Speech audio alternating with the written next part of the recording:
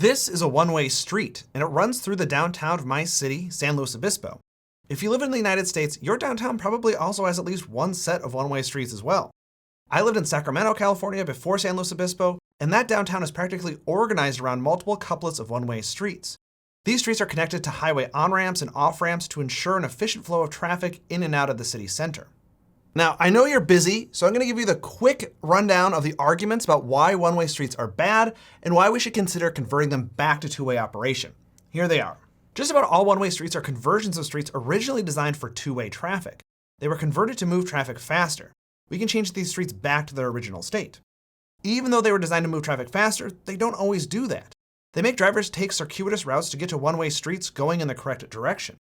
When they do get traffic moving faster, the streets get more dangerous for everyone, particularly pedestrians and cyclists, but also drivers. Collisions go up, and the severity is worse due to the higher speeds. A couple of studies have shown that one-way streets can depress areas economically, lowering property values and increasing crime. Converting them back to two-way streets can have the opposite effect. Those are the basics, but trust me when I say that there's way more detail to get into, like when one-way streets were invented, for example. And yes, they were invented. And when one-way streets might actually be okay. Just like a one-way street, this video only moves in one direction, forward. So let's get moving after the bike bell. One-way streets are typically justified based on traffic flow. They were invented to move cars faster through cities. That's why so many downtowns have them. They get people from the suburbs into their job and then back out again at the end of the day. At least, that's what I assumed. But you know what they say about assuming, right? You shouldn't do it. So I headed over to Google Scholar and found this great paper all about which is better at moving traffic, one-way streets or two-way streets.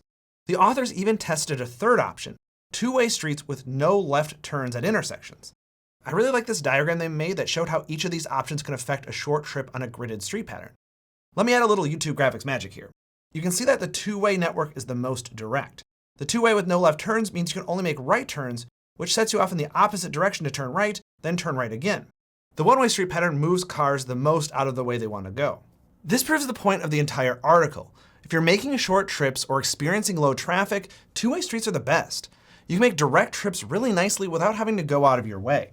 One-way trips are better for longer trips because intersections are much more efficient with one-way streets and you have fewer ways for cars to turn. You don't have to accommodate left turns, right turns, and straight. That time saving adds up at every intersection, and pretty soon it outweighs the increased initial travel time getting to the correct one-way street. Two-way traffic without left turns may be the best of all.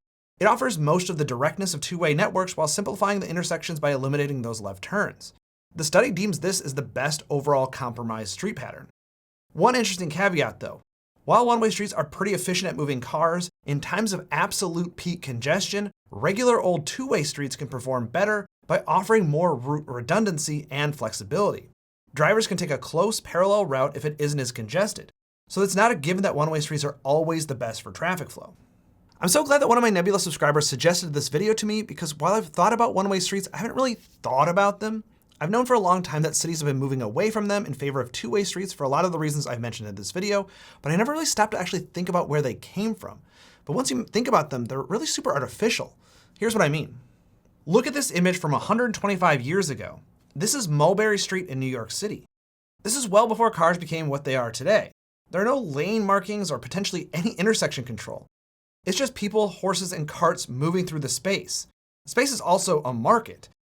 Even today, you never hear of a one-way sidewalk, unless maybe you're talking about a queue at a theme park or something. When it comes to people, there's really never been a need to have one-way streets.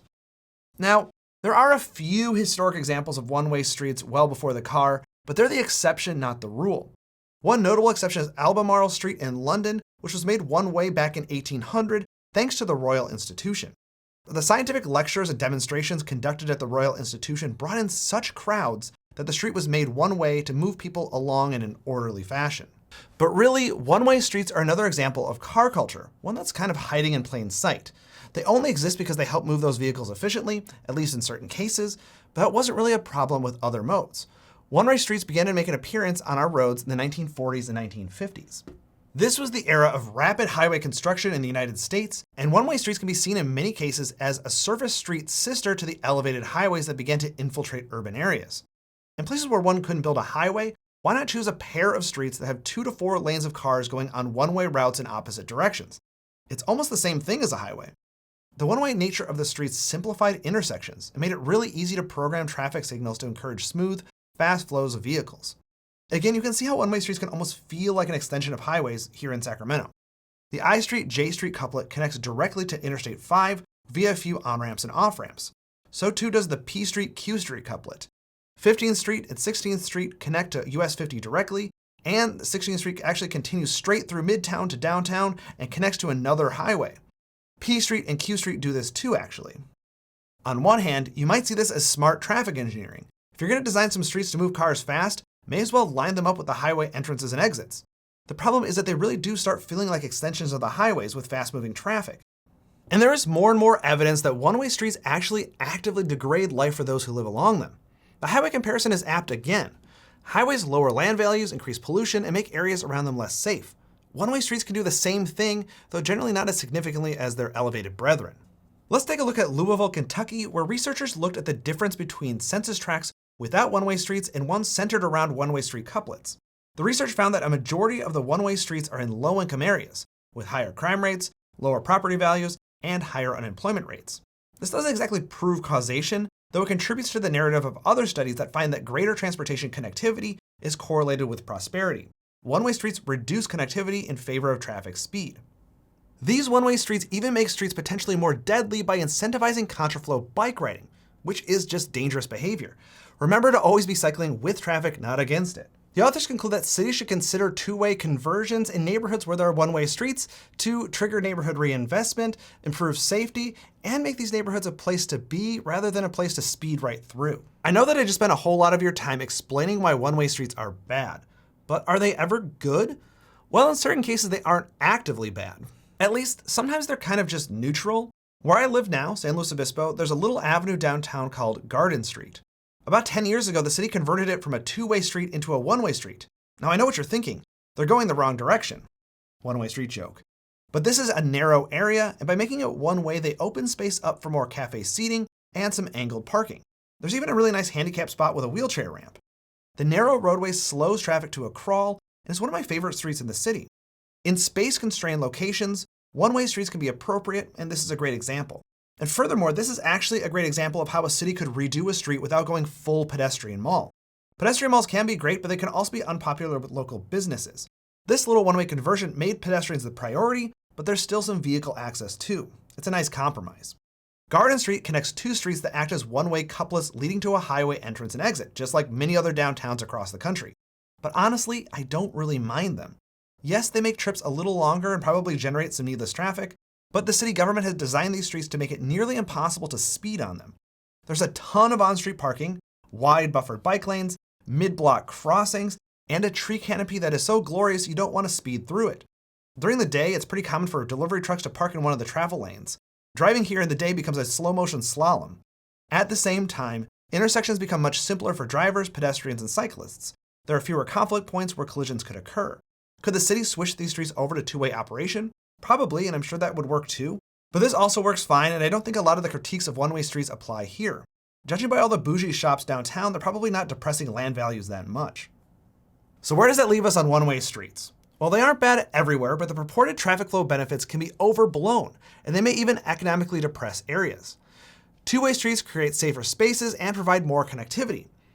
If you have some bad behaving one-way streets in your community, maybe propose a conversion. Speaking of conversion, allow me in a minute to tell you about what you could gain if you convert your viewing habits from watching this channel on YouTube to watching this channel on Nebula. You get ad-free viewing, early releases, and high-quality original content. We don't have to worry as much about pleasing the algorithms to get views. We're all about making the platform great for viewers. We use a subscription model that's much more stable and sustainable. A ton of that streaming revenue is going right back to creators to produce Nebula Originals. I have a whole bunch of Nebula Original content for you to check out, including my Great Cities series. It profiles some of the most iconic parts of the world's most important cities. I also produce Planning Ancient Rome, a never-before-seen visual history of the ancient city. It's some of my best work because Nebula provided additional resources, and it's only available on that platform. Other great creators are publishing Nebula Originals on the platform as well.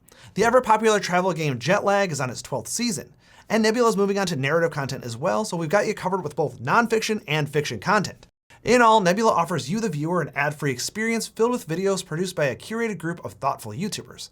And those thoughtful creators are also publishing big budget, high quality exclusive content. And when you sign up at my link, nebula.tv/citybeautiful, you'll get 40% off an annual subscription. My channel will even get a portion of the subscription fee as long as you stay subscribed, so it's one of the best ways to support me and this channel. Nebula is also offering lifetime memberships for people who want to go above and beyond in their support of the channel and the platform. I love that we have a couple of different ways of allowing people to show their support. And if you want to help others support City Beautiful, Nebula now offers gift memberships. So sign up using the link on screen or in the description and get yourself or someone you love a subscription.